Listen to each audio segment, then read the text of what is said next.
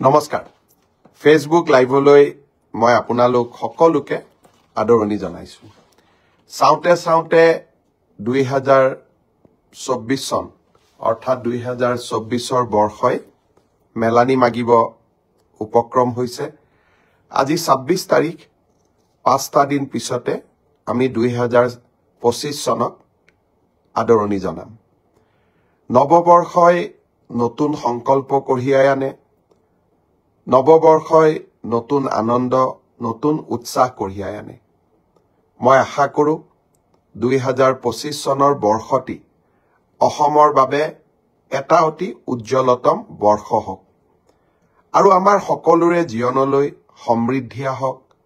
প্ৰতিজনৰ জীৱন নতুন উৎসাহেৰে ভৰি পৰক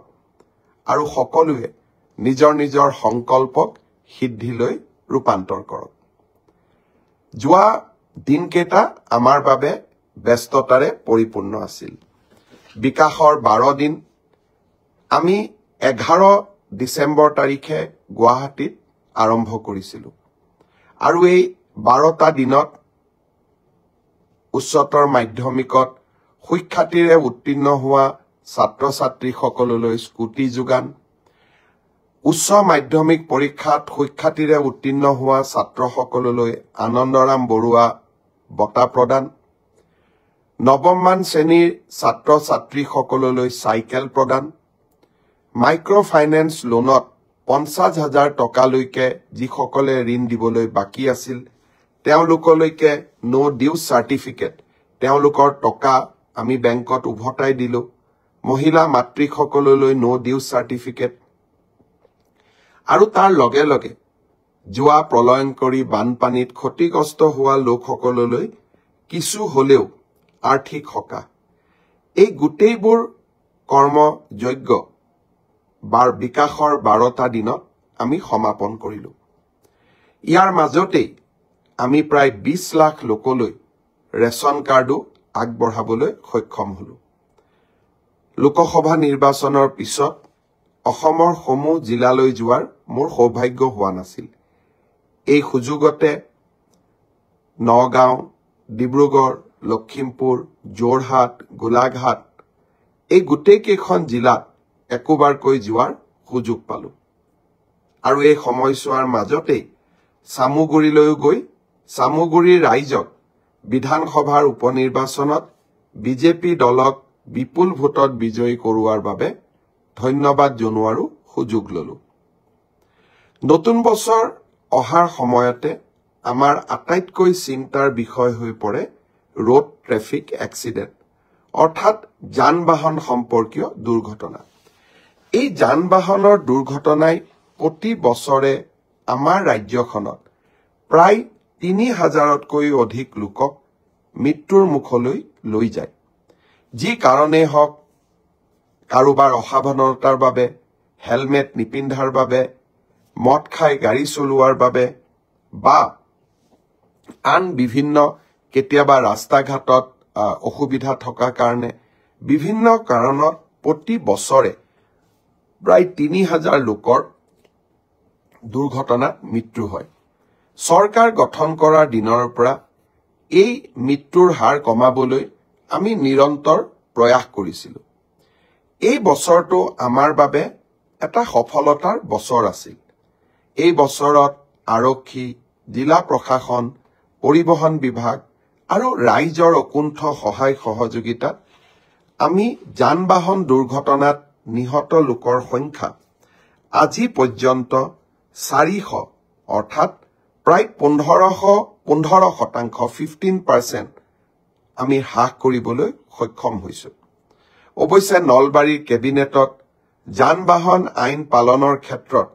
আমি কিছু শিথিল হোৱাৰ সিদ্ধান্ত লোৱা বাবে আমি 20% লক্ষ্যৰ পৰা আমি 15% লক্ষ্যলৈ আমি অৱনমিত হলো তথাপিতো এটা বছৰত 400 জন লোকৰ জীৱন ৰক্ষা আৰু 15% মৃত্যুৰ হাৰ যান-বাহন দুৰ্ঘটনাত কমোৱাটো এটা আমাৰ সকলোৰে সামগ্ৰিক সফলতা বুলিয়ে আমি ক'ব লাগিব এতিয়া মোৰ এটা বিশেষ অনুৰোধ অহা যোৱাকালি 25 ডিসেম্বৰৰ পৰা 15 জানুৱাৰীৰ ভিতৰত এই এটা মাহতে অসমত আটাইতকৈ বেছি যান বাহনৰ দুৰ্ঘটনা হয় আৰু এই সময়ছোৱাতে অধিক লোকৰ মৃত্যু ঘটে যোৱাবাৰ এই সময়ছোৱাতে গোলাঘাটত হোৱা অদ্ভুত বাছ দুৰ্ঘটনাত পিকনিক খাবলৈ যোৱা গাঁৱৰ লোকসকলে যি দুৰ্ঘটনাৰ সন্মুখীন হৈছিল তাত আমি কেবাজনো লোকক হেৰুৱাই পেলাইছিলো গাঁওখনলৈ যাওঁতে সঁচাকৈ মন হেমেকি উঠিছিল বিধৱা মাতৃ বিধৱা পত্নী পুত্ৰক হেৰুৱা মাতৃ আৰু নিজৰ পৰিয়ালজনক হেৰুৱা পৰিয়ালবৰ্গৰ ক্ৰন্দনে আমাক সকলোকে হেমেকাই তুলিছিল পুৱতি নিশা পিকনিকলৈ যোৱা ঘন ঘূৰ কুঁৱলীৰ মাজত গাড়ী চলোৱা ড্ৰাইভাৰক মদ খাবলৈ সুবিধা দিয়া এই গোটেইবিলাক দুৰ্ঘটনাৰ কাৰণ আৰু 31 ডিচেম্বৰৰ নিশা মদ খাই গাড়ী চলোৱাৰ ফলতো বহু লোকে মৃত্যুৰ মুখত পৰিবলগীয়া হয় অৱশ্যে যোৱা 3টা বছৰ মোৰ একান্ত অনুৰোধত ৰাইজৰ সহযোগত আমি নিজকে বহু বেছি নিয়ন্ত্ৰণ কৰিব পাৰিছো এইবাৰো মই আশা কৰিম 31 ডিচেম্বৰৰ নিশাটো আমি যাতে কোনেও মদ খাই গাড়ী নচলাও আপোনালোকৰ সহযোগিতা আকৌ এবাৰ কামনা কৰিম কেইটামান প্ৰশ্ন মোলৈকে আহি আছে মই যিমান যেনেকে পাৰো কেইটামান উত্তৰ দিবলৈ চেষ্টা কৰিম মিডুল বৰা আপোনাক মোৰ পৰা কিবা সহায় লাগিছিলে আপুনি জনাব মিনা গগৈ আপোনাকো ধন্যবাদ জনাইছো ৰূপম গোস্বামীয়ে ফেসবুক লাইভ চাই আছে ধন্যবাদ জনাইছো ৰুবি সিংহা ৰয় আপোনাকো ধন্যবাদ জনাইছো আতিক হুছেইন আপোনাকো ধন্যবাদ জনাইছো কেইবাজনো লোকে টিকেন্দ্ৰ ডেকা আপুনিও ফেসবুক লাইভ চাই আছে উমাকান্ত বৈশ্য গ্ৰেট মামা আপুনি লিখিছে মই আপোনাক ধন্যবাদ জনাইছো অংকুৰ নাথ আপুনিও চাই আছে ৰূপম গোস্বামী লিখিছে বিজেপি জিন্দাবাদ হিমাংশু চৌধুৰীয়ে চাই আছে মিনা গগৈয়ে চাই আছে আপোনালোক সকলোকে ধন্যবাদ জনাইছো বহু লোকে মোক প্ৰশ্ন কৰি আছে যে মিউচুৱেল ট্ৰান্সফাৰৰ পোৰ্টেলটো কেতিয়া খুলিব মিউচুৱেল ট্ৰান্সফাৰৰ পোৰ্টেল অহা 1 জানুৱাৰী তাৰিখৰ পৰা আমি মুকলি কৰিম এই পোৰ্টেলটো কেনেকৈ চলিব বহুতে মোক সুধিছে যে আমি মিউচুৱেল কৰা মানুহক ক'ত কেনেকৈ বিচাৰি পাম এই পোৰ্টেলটোত আবেদন কৰাৰ পিছত একে বিভাগৰ একে পে স্কেলৰ কৰ্মচাৰীৰ মাজত আমি মিউচুৱেল ট্ৰান্সফাৰ কৰাৰ বাবে প্ৰচেষ্টা কৰিম এই পোৰ্টেলটো প্ৰায় 2 মাহ জুৰি খোলা থাকিব 1 জানুৱাৰীৰ পৰা 28 ফেব্ৰুৱাৰীলৈ এই সময়ছোৱাৰ ভিতৰতে আমি আবেদন কৰিম আমি ভেৰিফিকেশন কৰিম তাৰ পিছত আমি আপোনালোকৰ আবেদনবোৰ পোৰ্টেলত স্বয়ংক্ৰিয়ভাৱে মিউচুৱেল ট্ৰান্সফাৰৰ বাবে মুকলি কৰি দিম আৰু এটা কম্পিউটাৰ প্ৰণালীৰ মাজেৰে স্বচ্ছতাৰ মাজেৰে এই মিউচুৱেল ট্ৰান্সফাৰ হ'ব আপোনালোকক সোধা যাব আপোনালোকে সন্মতিৰ বাটমটো টিপাৰ লগে লগে মিউচুৱেল ট্ৰান্সফাৰৰ অৰ্ডাৰ নিজে নিজে কম্পিউটাৰৰ পৰা ওলাই আহিব ই কেনেকৈ পৰিচালনা হয় যদি আপোনালোকৰ জানিবৰ কাৰণে আৰু অধিক ইচ্ছা আছে সৰ্বশিক্ষা অভিযানত আগতে কাম কৰা বা বৰ্তমানে কাম কৰি থকা শিক্ষকসকলে এই পোৰ্টেলটোৰ ওপৰত আপোনালোকক যথেষ্ট জ্ঞান দিব পাৰিব অহা 1 জানুৱাৰী তাৰিখে এই পোৰ্টেলটো আমি আনুষ্ঠানিকভাৱে মুকলি কৰি দিম ইয়াৰ পিছত মোক হততে সোধা প্ৰশ্নটো হৈছে যে মুখ্যমন্ত্ৰীৰ আত্মনিৰ্ভৰ অসম অভিযানৰ দ্বিতীয় পৰ্যায়ৰ আবেদনৰ প্ৰক্ৰিয়া কেতিয়া আৰম্ভ হ'ব শ্ৰদ্ধা যুৱক যুৱতী বন্ধু বান্ধৱীসকল মুখ্যমন্ত্ৰীৰ আত্মনিৰ্ভৰ অসম আঁচনিৰ জৰিয়তে আমি যুৱক যুৱতীসকলক ব্যৱসায় কৰিবৰ বাবে উদ্যোগ কৰিবৰ বাবে 2 লাখ টকা আগবঢ়াম আৰু যিসকলে MBBS ইঞ্জিনিয়াৰিং পাছ কৰিছে তেওঁলোকক আমি 5 লাখ টকা আগবঢ়াম যোৱাবাৰ আমি 25,000 যুৱক যুৱতীক ইতিমধ্যে 1 লাখ টকাকৈ আগবঢ়াইছো আৰু তেওঁলোকৰ গোটেই ব্যৱসায় উদ্যোগ কেনেকৈ চলিছে তাক সৰজমিন ভাৱে তদন্ত কৰাৰ পিছত 2025 চনত তেওঁলোকক আমি আৰু 1 লাখ টকা দিবৰ বাবে চেষ্টা কৰিম এতিয়া হৈছে নতুনকৈ আবেদন কৰা ইতিমধ্যে 1,54,000 যুৱক যুৱতীয়ে নতুনকৈ এই আত্মনিৰ্ভৰ অভিযানৰ বাবে আবেদন কৰিছে। এই বছৰ আমি ৭৫,০০০ যুৱকক ১ লাখ টকা প্ৰথম কিস্তিত, দ্বিতীয় কিস্তিত ১ লাখ টকাকৈ আগবঢ়াম। ইতিমধ্যে যি ১,৫৪,০০০ যুৱক যুৱতীয়ে পঞ্জীয়ন সমাপ্ত কৰিলে,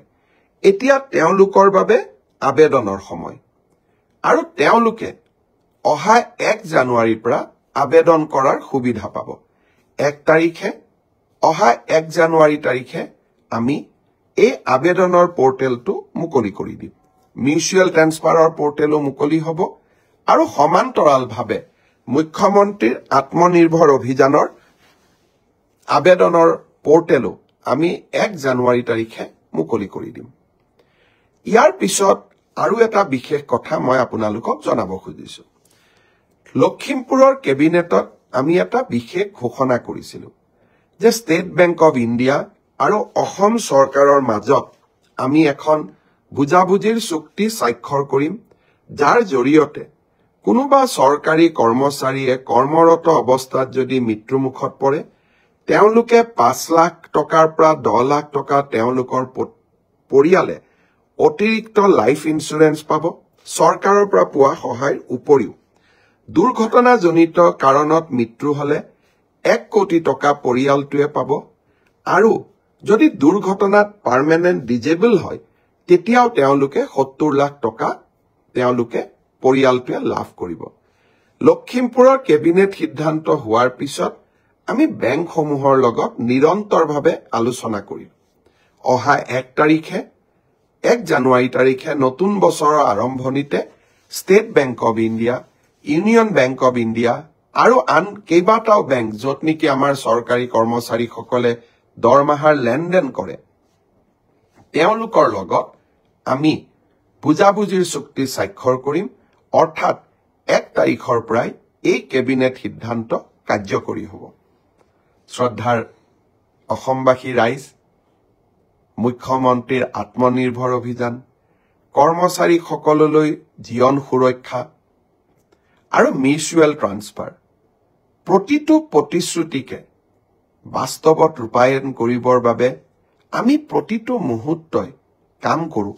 আৰু এই কামবিলাক সম্পূৰ্ণ হোৱাৰ লগে লগে এই কৰ্মযজ্ঞৰ ফচলসমূহ আপোনালোকৰ বাবে লৈ আহোঁ। অহা ১ জানুৱাৰীৰ দিনটোত এনে ৩টা কৰ্মযজ্ঞৰ ফচল আপোনালোকৰ ওচৰলৈ মই লৈ আহিবলৈ চেষ্টা কৰিম। শ্ৰদ্ধাৰ ৰাইজ, অহা ৩১ ডিচেম্বৰত মিছন বসুন্ধৰাৰ আবেদনৰ সময় শেষ হ'ব। এইবাৰ মিছন বসুন্ধৰাত আমি চেষ্টা কৰিছো যাতে অসমৰ শিক্ষানুষ্ঠানসমূহ, ক্লাবসমূহ, সাংস্কৃতিক অনুষ্ঠানসমূহ, আমাৰ মন্দিৰসমূহ, নামঘৰসমূহ, এওঁলোকে যাতে য'ত আমাৰ এই অনুষ্ঠানবোৰ আছে, এই মাটিবোৰ যাতে আমি ম্যাদী পট্টা কৰি ল'ব পাৰোঁ। তাৰ কাৰণে আমি কেবিনেটত সিদ্ধান্ত লৈছিলো যে লগে লগে পঞ্জীয়ন নম্বৰটোও নালাগে। যেতিয়ালৈকে আমি মিছন বসুন্ধৰা শেষ কৰিম, অৰ্থাৎ আবলটনৰ বাবে আমি সাজু হ'ম, য'ত নেকি প্ৰায় ৮-৯ মাহ সময় লাগিব, এই সময়ছোৱাৰ ভিতৰতে পঞ্জীয়ন নম্বৰটো সংগ্ৰহ কৰিলেও হ'ব। আৰু পঞ্জীয়ন ল'বৰ বাবেও আমি চাৰ্টাৰ্ড একাউণ্টেণ্ট আদিৰ যি আগতে অডিট ৰিপৰ্ট লাগিছিল, সেই ব্যৱস্থাও আমি স্থগিত কৰিছো। এটা পঞ্জীয়ন লাভ কৰাৰ নিয়ম আমি সহজলব্ধ কৰিছো আৰু পঞ্জীয়ন পিছত কৰিলেও আবেদন কৰাৰ ৰাস্তাও আমি খুলি দিছো। মই সামাজিক অনুষ্ঠানসমূহক এইবাৰ মিছন বসুন্ধৰাত অহা ৩১ ডিচেম্বৰৰ আগতে আবেদন কৰিবলৈ পুনৰ এবাৰ আহ্বান জনাম। আৰু এই প্ৰচেষ্টাত সহায় কৰিবৰ বাবে আমাৰ মন্ত্ৰী, বিধায়ক আৰু আমাৰ জনপ্ৰতিনিধি বা সমাজ সেৱিক যিসকল ৰাইজৰ লগত কাম কৰে, তেওঁলোককো মই এই ক্ষেত্ৰত আমাৰ সামাজিক অনুষ্ঠানসমূহক প্ৰেৰণা যোগাবৰ বাবে আহ্বান জনাম। অহা ১ জানুৱাৰী তাৰিখে আৰু আমি কেইবাটাও নতুন আঁচনি হাতত লোৱাৰ বাবে চেষ্টা কৰিম। কিন্তু আটাইতকৈ গুৰুত্বপূৰ্ণ ১ জানুৱাৰী তাৰিখে আমি যি নতুন কাম আৰম্ভ কৰিম তাৰ ভিতৰত মই কেইটামান ঘোষণা কৰিবলৈ চেষ্টা কৰিম যে কেনেকৈ অহা বছৰটো আমাৰ চৰকাৰে কিতাপৰ বৰ্ষ হিচাপে পালন কৰিব অহা কালিৰ পৰা গুৱাহাটীত অসম প্ৰকাশন পৰিষদ আৰু পুস্তক বিক্ৰেতা সংস্থাৰ যৌথ উদ্যোগত প্ৰথমবাৰৰ বাবে খানাপাৰা খেলপথাৰত গ্ৰন্থমেলা অনুষ্ঠিত হ'ব চানমাৰী ইঞ্জিনিয়াৰিং ইনষ্টিটিউট খেলপথাৰৰ পৰা আহল বহলকৈ যাতে গ্ৰন্থমেলা অনুষ্ঠিত কৰিব পাৰি সেইবাবে এইবাৰ আমি গ্ৰন্থমেলা খানাপাৰাৰ ভেটেনাৰী খেলপথাৰত অনুষ্ঠিত কৰিম কিতাপৰ বৰ্ষটো 1 জানুৱাৰীৰ পৰা আৰম্ভ হ'ব কিন্তু মই আহ্বান কৰিম প্ৰতিগৰাকী গ্ৰন্থপ্ৰেমী ৰাইজক যেন আমি সকলোৱে এইবাৰ গ্ৰন্থমেলালৈ যাওঁ আৰু যিবোৰ অঞ্চলত গ্ৰন্থমেলা অনুষ্ঠিত নহয় সেইবোৰ অঞ্চলত কিতাপৰ দোকানলৈ গৈ আমি যাতে কিতাপ কিনাৰ অভ্যাস আৰম্ভ কৰোঁ গ্ৰন্থই এটা জাতিৰ সভ্যতাক পৰিচয় দিয়ে আৰু ভাল গ্ৰন্থই মানুহৰ জীৱন সলনি কৰে মই আশা কৰোঁ সকলোৱে যেন এইবাৰ গ্ৰন্থ মেলাটো অংশগ্ৰহণ কৰে আৰু কিতাপৰ বৰ্ষ পালন কৰাটো চৰকাৰক যাতে সহযোগিতা আগবঢ়ায় মই লেখকসকলকো অনুৰোধ কৰিম যে আশাৰ কথা লিখিবৰ বাবে আমি চেষ্টা কৰিব লাগে হতাশা নিৰাশা বিপ্লৱ এইবিলাক লেখনিয়ে পাঠক সমাজক কৰবাৰ পৰা নহয় কৰবাৰ পৰা কিতাপৰ পৰা আঁতৰাই লৈ যায় ইয়াৰ পৰিৱৰ্তে আমাৰ গৌৰৱময় অতীত আমাৰ চাৰিওফালে থকা সমাজৰ বিভিন্ন ঘটনা আৰু ভৱিষ্যতৰ আশাৰ ভাৰত আশাৰ সপোন এইবিলাক কথাৰ ওপৰত যেতিয়া আমি গ্ৰন্থ ৰচনা কৰিম মই ভাবো এই গ্ৰন্থই পাঠকসকলক অত্যন্ত উৎসাহিত কৰে মই লিখা গোটেই কেইখন গ্ৰন্থই কৰবাত নহয় কৰবাত আশাক প্ৰতিনিধিত্ব যাতে কৰে তাৰ বাবে মই চেষ্টা কৰিছিলো আৰু সমাগত সময়েৰে আৰম্ভ কৰা মোৰ প্ৰতিকেইখন গ্ৰন্থ জনতাই যি ধৰণে আকোৱালি লৈছিলে তাৰ পৰা মই কৰবাত নহয় কৰবাত আশ্বস্ত হওঁ যে ৰাইজে আশাৰ কথা শুনিব খোজে ৰাইজে আমাৰ গৌৰৱময় অতীতৰ বিষয়ে জানিব খুব বিচাৰে ধ্ৰুপদী অসমীয়া ভাষা হ'ল বহুত ল'ৰা ছোৱালীয়ে জানিব খোজে ভাস্কৰ বৰ্মা কোন আছিল সম্ৰাট পিথু কোন আছিল কানাই বৰশী শিলৰ লগত পিথুৰ সম্পৰ্ক আমি বহুতেই নাজানো ভাস্কৰ বৰ্মাৰ ৰাজত্বৰ সময়তে হিউৱেন চাং অসমলৈ আহিছিল আৰু তাৰ পৰাই ধ্ৰুপদী অসমীয়াৰ যাত্ৰা আৰম্ভ হৈছিল চুকাফা লাচিত সতী সাধনী সতী ৰাধিকা এই সমগ্ৰ জীৱন প্ৰক্ৰিয়াৰ উপৰিও ভাৰতৰ প্ৰেক্ষাপটতো আমি আমাৰ গৌৰৱময় অতীতসমূহৰ বিষয়ে আমাৰ যুৱ প্ৰজন্মক জনোৱা উচিত ব্ৰিটিছৰ শাসনৰ সময়ত কেনেদৰে ঝান্সী ৰাণী লক্ষ্মীবাইৰ পৰা আৰম্ভ কৰি মণিৰাম দেৱানলৈ আমি কেনেকৈ সংগ্ৰাম কৰিছিলো আৰু সমগ্ৰ ভাৰততে এনে মহান নায়কসমূহৰ জীৱন কথা লুকাই আছে মই ভাবো যে আমাৰ গ্ৰন্থ লেখকসকলে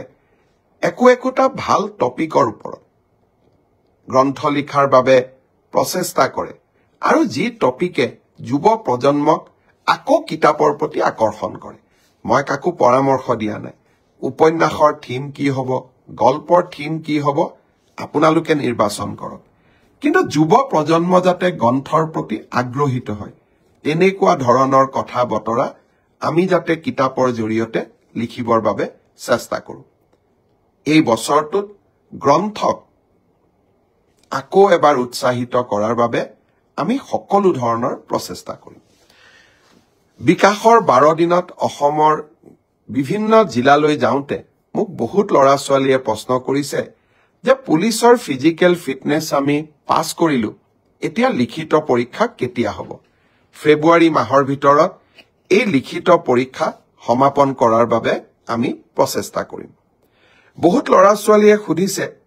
যে মামা এডিআৰই ৰিজাল্ট কেতিয়া দিব এডিআৰই ৰিজাল্টটো আমি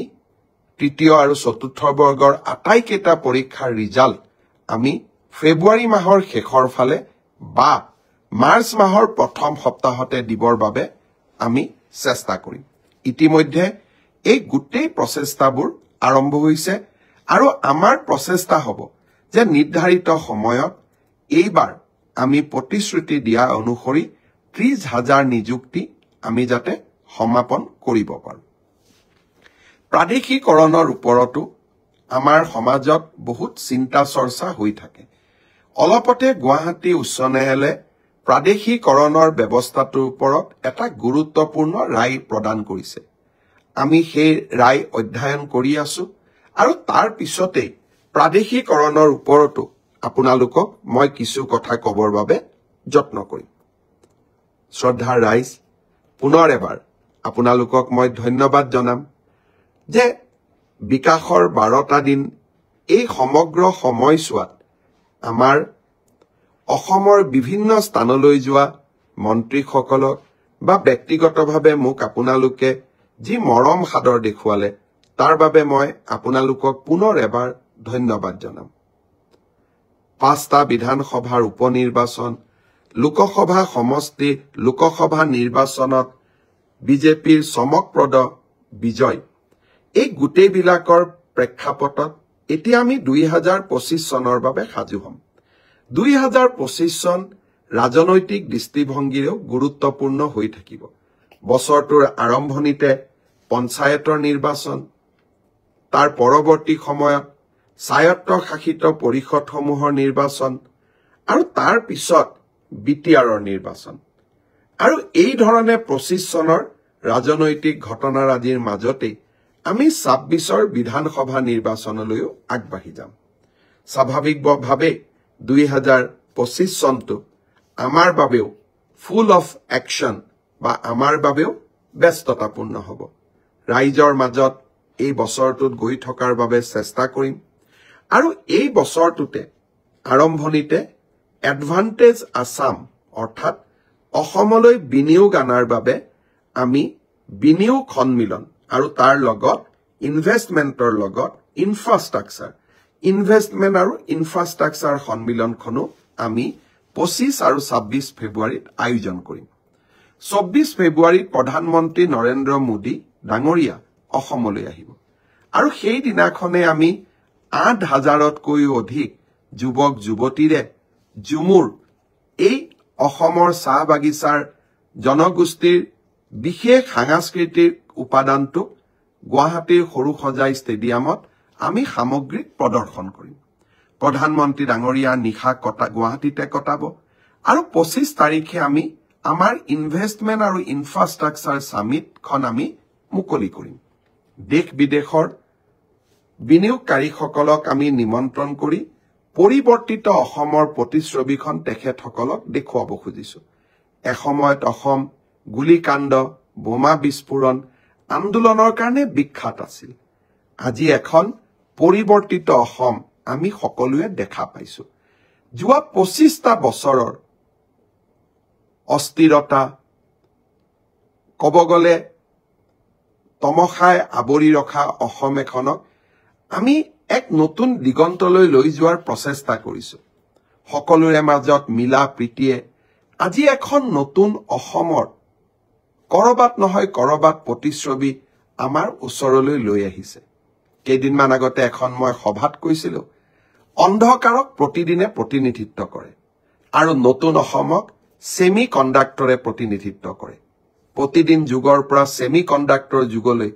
এই 25টা বছৰৰ পৰিৱৰ্তনক আমি ইনভেষ্টমেন্ট ইনফ্ৰাষ্ট্ৰাকচাৰ সামিটৰ সময়ত আমি জনতাক আৰু বিনিয়োগকাৰীসকলক দুইটাকে দেখুৱাব বিচাৰিছো আৰু জানুৱাৰী মাহত ময়ো মনতে থিৰাং কৰিছো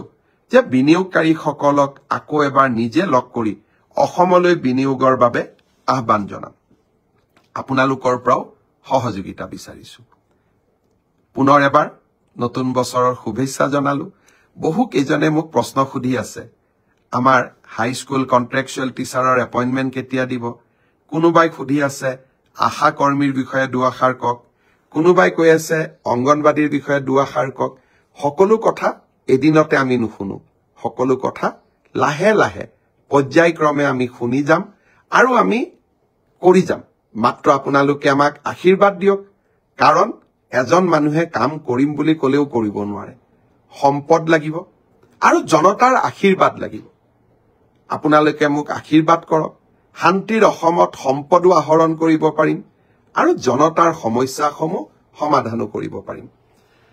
পুনৰ এবাৰ আপোনালোকৰ পৰা বিদায় মাগিছো অমৃত মহন্ত আপোনাক ধন্যবাদ জনাইছো ৰূপম হালৈ আপোনাক ধন্যবাদ জনাইছো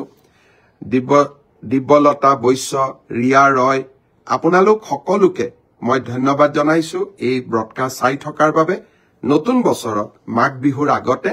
আকৌ এবাৰ আপোনালোকৰ ওচৰলৈ ফেচবুক লাইভৰ জৰিয়তে আহিম আজি ইমানতে সামৰিছো সকলোকে নতুন বছৰৰ অলেখ শুভকামনা জনাইছো অলেখ শুভকামনা প্ৰতিজনৰ সংকল্প সিদ্ধিত পৰিণত হওক প্ৰতিজনৰে সপোন বাস্তৱত পৰিণত হওক অসমখন আকৌ এবাৰ উজ্বলি উঠক আমাৰ সপোন আৰু আমাৰ সপোনে বাস্তৱত ৰূপ লোৱাৰ লগে লগে ৰাজ্যখনলৈ যাতে সমৃদ্ধি আহে প্ৰতিজনৰ জীৱনলৈ সুখ আৰু সমৃদ্ধি আহে আকৌ এবাৰ সকলোৰে